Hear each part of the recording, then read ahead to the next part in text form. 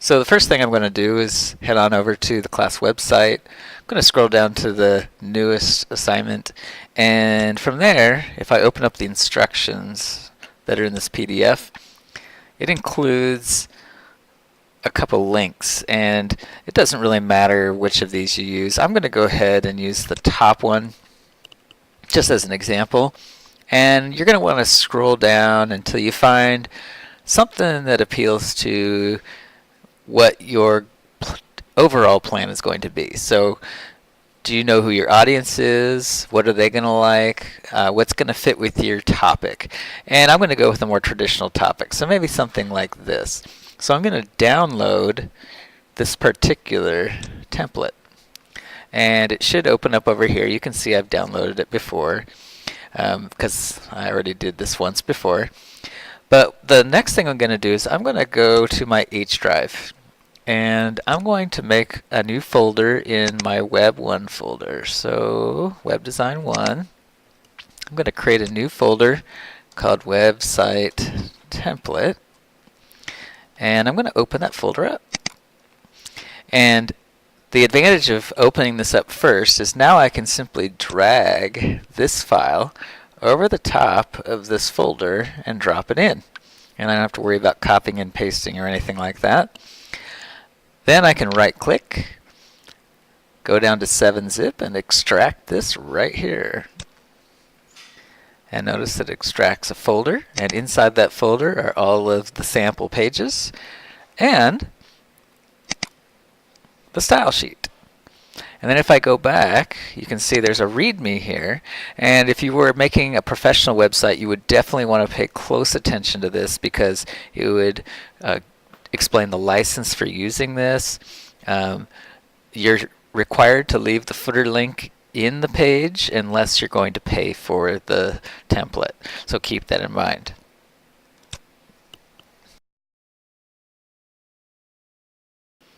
So now that we have our template, let's become a little more familiar with what the structure and the different elements of the page are. So if I drag across with my mouse, notice that I can select this. That's because this is actually text. This is text content on the page.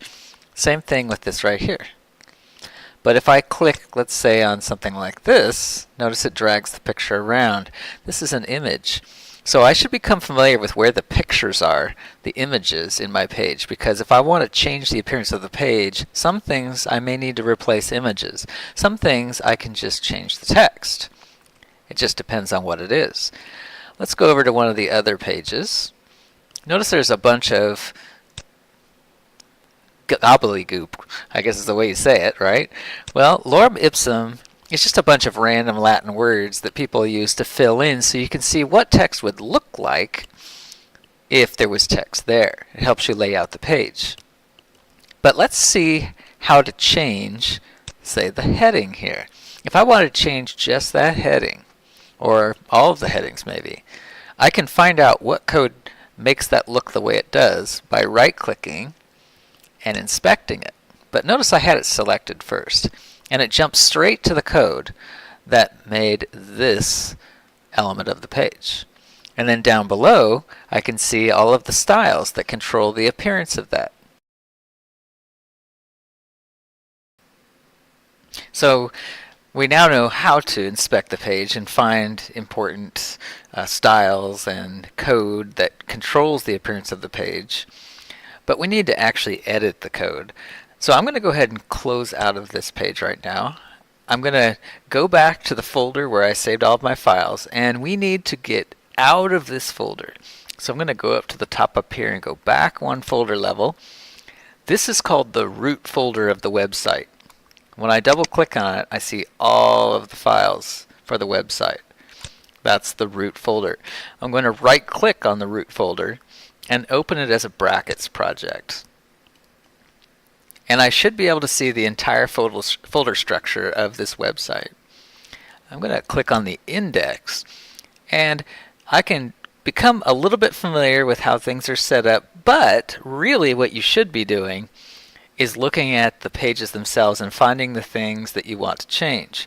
So I'm going to go back to my browser, or I'm going to go back to my folder, sorry, and I'm going to reopen the first page that I want to make changes to. So I'll just open up the index page.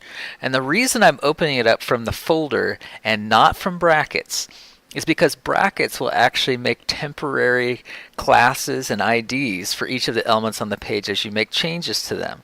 That means when you do inspections, it may not be showing you the actual information about the page. It's just what brackets thinks it is at that moment, or actually probably what it was a while ago. Now let's suppose I wanted to change these orange headings. Let's say I don't like the orange that's being used here. Well, I can highlight that, and I can, too much, highlight just that, and then inspect, and notice it takes me straight to the HTML that made that element, and then down below I can see, oh, the color is being set right here, and look carefully at what actually affected the color. Even though there's a color set here, the one that's being applied in this case is this class right here, or this style right here. So I'm going to go find that in my code. So I'll go to brackets, I'll go to the style sheet, and to make it faster to find, I could actually do find and then search for H2, or Control F and search for H2, and notice it shows me right away where the different styles are that are controlling H2, and you should see little colored bars off to the side that show you where these things are. That way if there was another one way down here someplace, you could go over and see that there was a line down there, but there isn't in this case. I'm going to go ahead and change the color because this is the color that's actually dominating the page, and then I can type in whatever color I really wanted to use.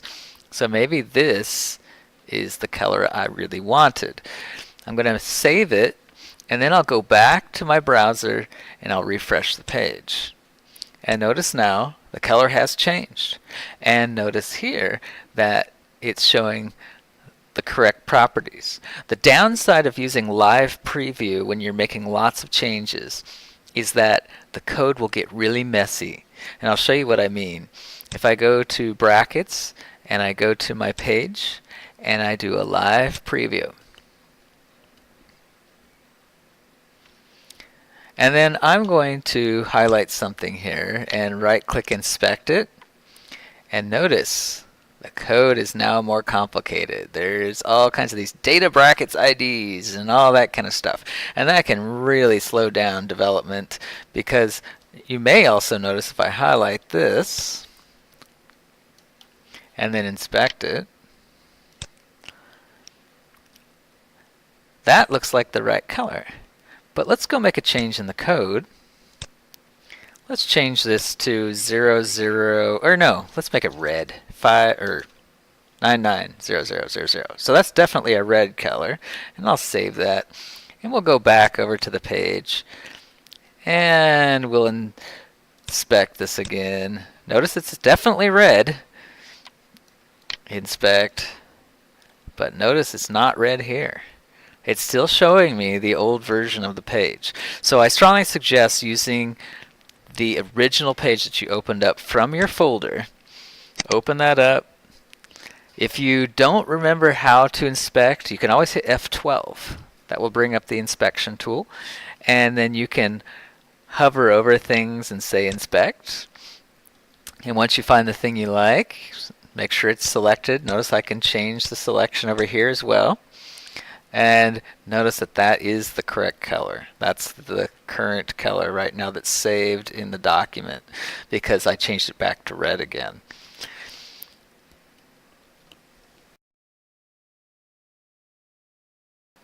Sometimes it can be really difficult to determine what style is actually controlling the appearance of something. For instance, if I come over here to Internet Explorer 8 and inspect that, there's a lot of stuff going on over here. And notice that there's not just a single word or class name or ID over here. You've got some nested styles going on. And so what you're going to want to do is actually pay close attention to the order of these and the spellings and all that kind of stuff, because if you want to change what this looks like, you need to go find the style that actually is affecting that. And so I'm going to highlight this and copy it. And then I can go back to my CSS page. I can do Control F or find, and I can paste that in there. And notice it didn't find it. And probably what the reason is that there's probably some difference in the spacing or the line breaks. And so if you just get rid of the symbols around things, then you can usually find the style you're looking for. And notice this now matches exactly what's going on. Now I could go in here and say, hey, you know what? I don't want this to be none. Maybe I want this to be disk. I don't know. And then let's save it. We can go back and refresh the page. Notice now I have little disks, but I also have that picture too, which is kind of redundant. So I didn't like that. So let's go back, undo by hitting Control Z a few times. We'll save it again, and now it's back to the way it was. Also, notice they're using a background image. This is kind of a trick. What you do is you push the image over, so that 6 pixels actually, or push the text over. So it pushes the text over, and then they put in a background that didn't repeat. And so it was almost like having a bullet there, but you get to control what the bullet is. And there are other ways to go about doing that, but that's kind of a trick. So in case you wondered how on earth they got that to work the way it did, well, that's what they're using this margin statement for. They're pushing the text over a little bit, putting a background that doesn't repeat, and it ends up looking like a bullet.